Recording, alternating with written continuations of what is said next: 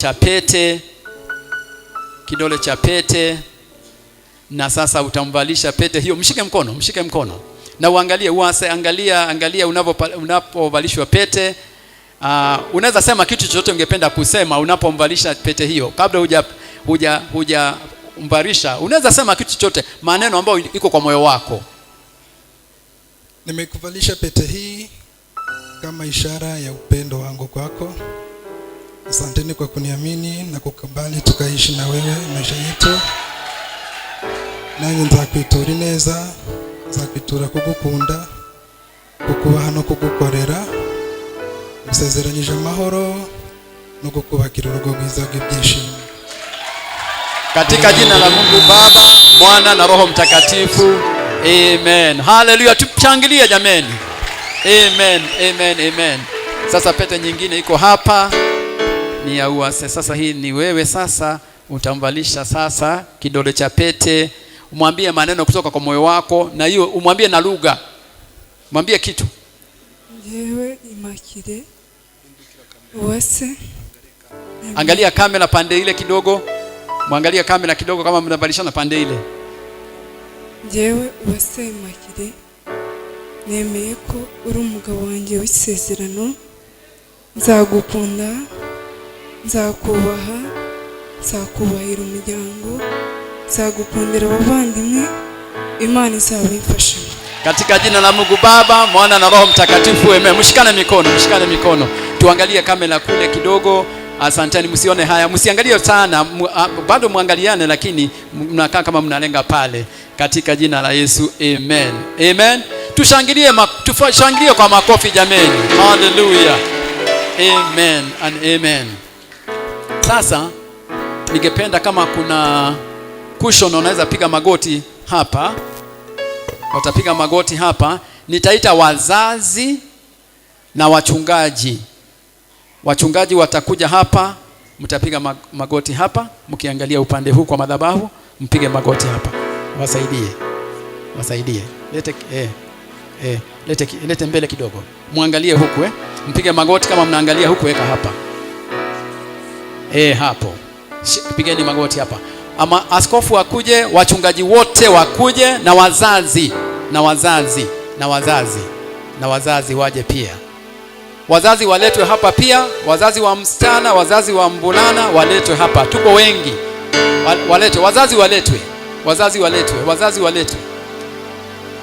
Wazazi waletwe waje hapa. Wataekelea watoto wao mikono. Mzee utaketi hapa, utasimama hapa. Wazazi wasimame nyuma.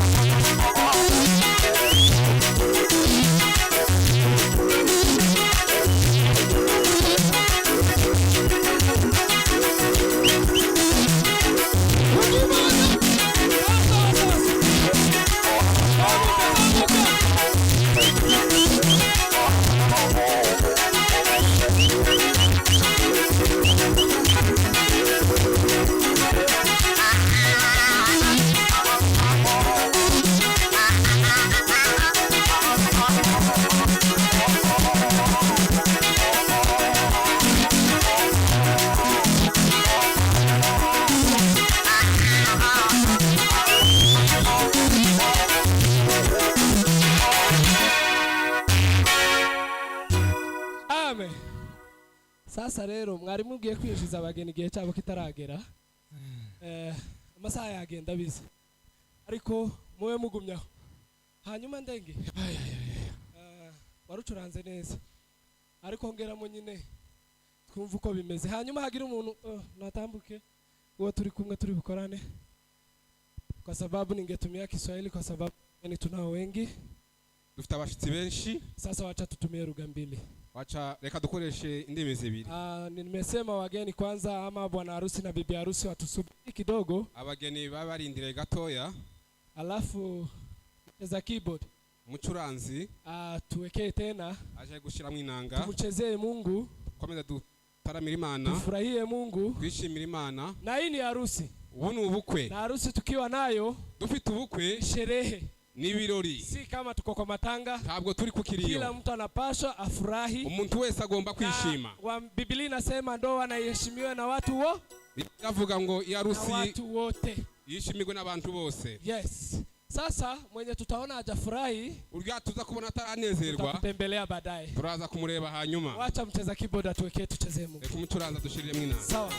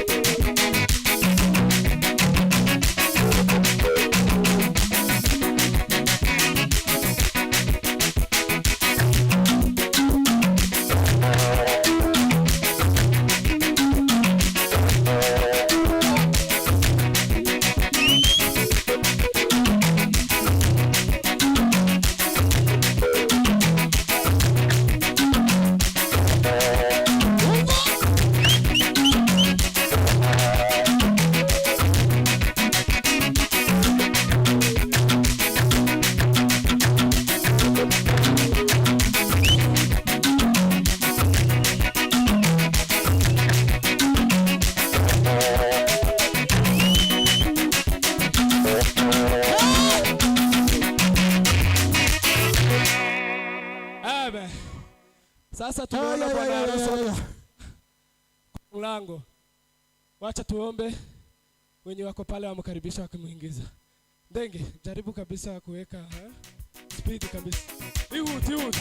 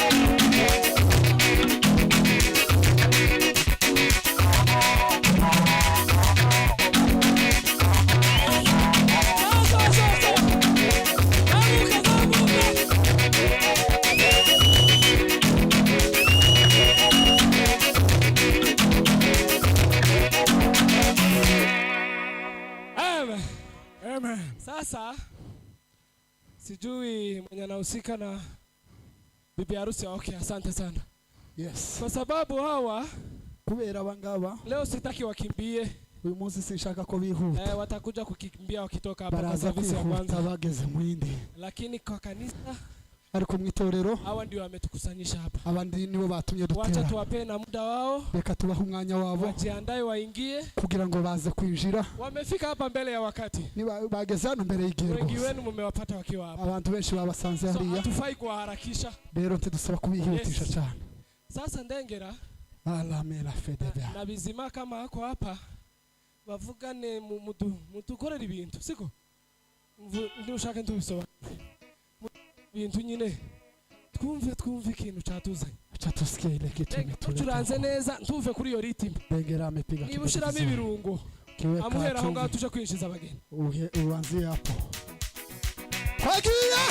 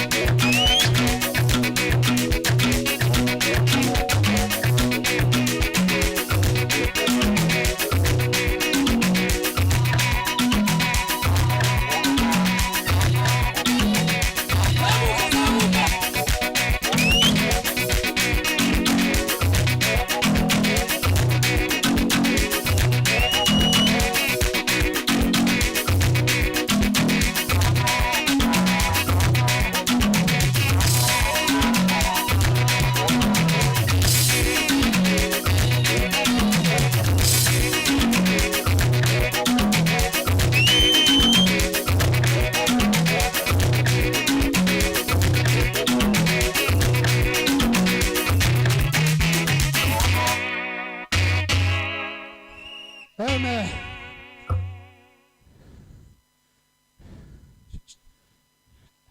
Acha tushauti haleluya, alafu tuombe Mungu. Tumupe Bwana utukufu. Haleluya! Acha tupe Mungu utukufu. Tugire gutya muntiza amaboko duimana icubahiro kubw'ibirori by'abana bacu uyu munsi wa none babashije kutwereka. Amen. Takindi kiza ko gutahura ubwiza bw'Imana. Ubwiza bw'Imana n'ubu ngubu. Tugire gutya. Haleluya! Haleluya!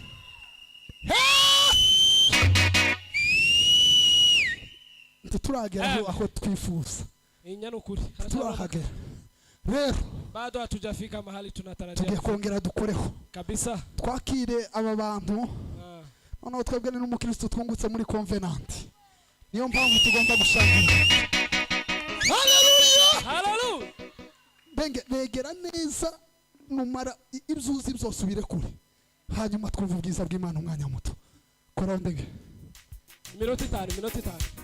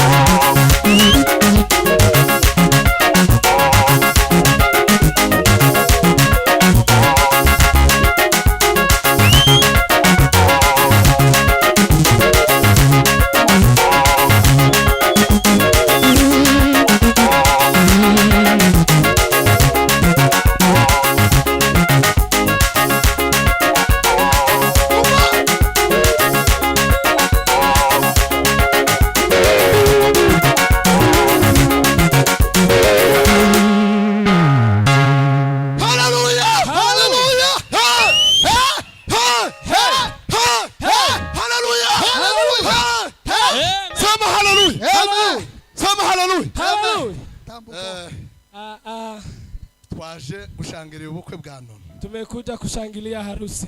Hamwe na Reverend Na Reverend. Abantu bose baje gushangira ubukwe. Sisi wote tumekuja kwa ajili ya kushangilia harusi. Huyu pia ni mtoto wetu. Uyu munsi ni umunsi wihariye. Hii ni siku ya kibinafsi. Wo kunezererwa Imana. Ya kufurahia Mungu. Wo kubwira Imana imirimo yakoze. Kumwambia Mungu kazi amefanya. Wo kubwira Imana. Na kueleza Mungu amba kwa yakoze ku buzima bwe. Kila ametenda kwa maisha. Sema haleluya. Haleluya. None pastor numwe muri twebwe. Pastor ni mmoja wetu. Kandi gisirimba cyambere abantu baba batarafata. Ya kwanza watu bado nilimeona waja. Twese turiko turebana. Tunaangaliana. Abambaye za karvante nziza. Wenye wamevaa tai nzuri. Bazanya masuta agezweho. Wenye wameleta suti. Gisirimba cha kabiri ni gisirimba cy'umwuka. Gisirimba ya pili ni gisirimba data bizima yongere kandi adusubiriremo. Hanyuma nuko hereza umushumba. Hanyuma rero bizima warugeze ahantu heza ariko watwitondesheje cyane nawe urakabye. Duwe bazi ariko navuge. Bwana sifiwe. Amen. Duwe Imana icyubahiro. Amen. Sema haleluya. Haleluya. Tugiye kubyina kandi tuvuye inyuma. Kabisa. Twama tubyina tumaramaje. Muta na desi na nguvu zake zote. Kwa sababu ibingibi ni ibisiguro by'agakiza. Hii ni maana kovu. Ni ibisiguro. Hii ni maana bisobanura inamaanisha agakiza ama inatafsiri wokovu. Kandi kubera ibyishimo by'agakiza biba biri muri twe. Kwa sababu ya furaha ya wokovu iko ndani mwetu. Tuzina tuva inyuma. Tunastahili kudesi na nguvu tuba tubitse inyuma gihari. Atusubiri kitu kingine ambacho kitakuja. Ahubwo tutumbira Yesu wenyine. Bali tunamtazama Yesu peke yake. Kubera kuko turi umugeni wa Kristo. Kwa kuwa sisi ni wageni wa Kristo. Yabonye umugeni wiwe. Sisi ni bibi ni bwana. Nawe yabonye umukwe wa Kristo. Na yeye ameona bwana yake. Siku mingi walikuwa wakitazamana kwa umbali. Ariko uyu munsi babaye umwe. Lakini leo wamekuwa kitu kimoja. Sema haleluya. Haleluya. Natwe gituma dufite ibyishimo gutyo. Na sisi furaha yetu kwa nini leo? Nuko tubona Kristo Yesu tukavuga ngo turabageni nawe akaba umukwe. Na tunasema sisi ni bibi harusi na yeye ni bwana harusi. Haleluya. Tugiye kongera kubyina. Sawa kabisa. Wacuranze neza papa. Tiagira umuntu umukupanyabo. Oya. Ni wewe gusumuko. Duhangure twamatuzi. Kandi twiruke. Uba abantu benshi bagize gute. Wamutange wamuga kubita. Iruka wa. Uba abantu badashimye. Ifuraha ya urengera bamuzungurije imitwe. Kadari wewe mtei w'imitima. Kadari wewe mtei w'imitima. Uba abantu badashimye. Ifuraha ya urengera bamuzungurije imitwe.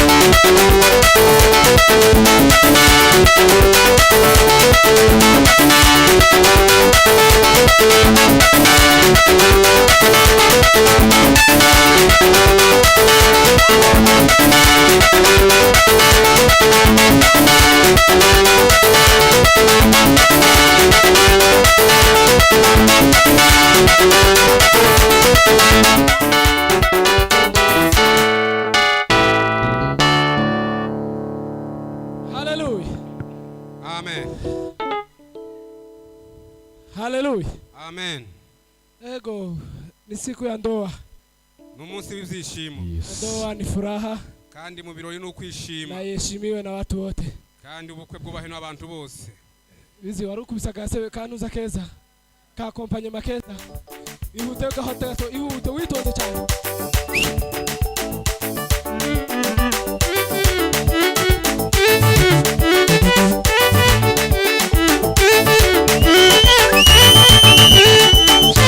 Thank